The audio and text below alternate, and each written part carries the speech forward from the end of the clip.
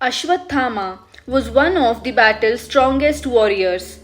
People still wonder, is Ashwathama still alive? Why do people want to believe this?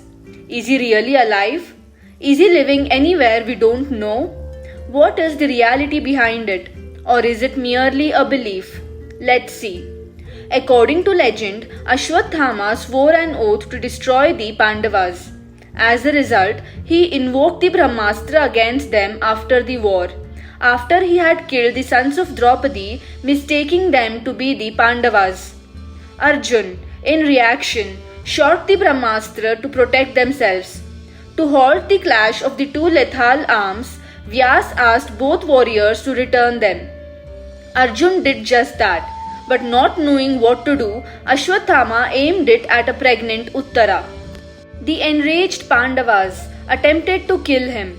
Instead, Lord Krishna cut the divine gem on Ashwathama's forehead and cursed him that he would suffer indefinitely until the Kalyug, that is today's world. But he would not die. His skin will begin to melt, but he will not perish. He will not find any hospitality or lodging anywhere. He would be completely cut off from humanity and culture. This is one of the famous curses in mythology. As outrageous as it may sound, several people have claimed to have seen Ashwathama. One of them was a doctor from Madhya Pradesh who some years ago had said that a patient with unusual wound on his forehead came to him to get it treated. The doctor said that even after trying all kinds of medicines and stitching the wound up, it would never heal. And so jokingly, he once asked the patient if he was Ashwathama. And what happened after that haunts the doctor till date. He said that after saying it as soon as he turned to look at his patient, the latter had vanished from his cabin. And not a single person outside saw him walking out. The doctor had also said that the wound looked so horrific, as if his brains were pulled out from the front of his head.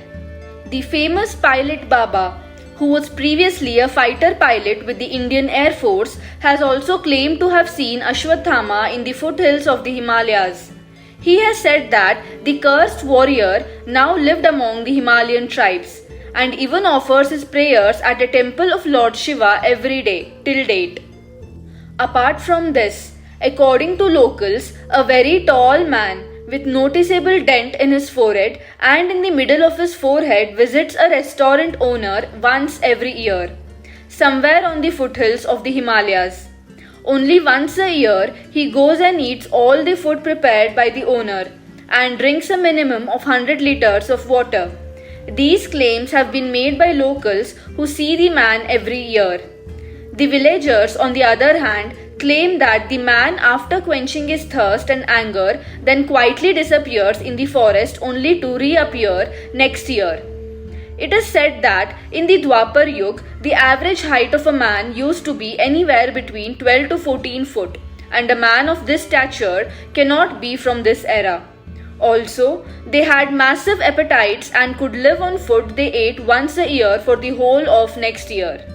King Prithviraj Chauhan encountered an old man with a scar on his head in the year 1192. Prithviraj was well versed in Ayurveda and confident in his ability to heal the old man's scar. However, even after a week, the scar had not healed. When he saw this, he immediately asked the old man if he was Ashwathama. The old man agreed and then left. This story is described in the 12th century book Prithviraj Raso. The story also discusses the same question: is Ashwathama still alive?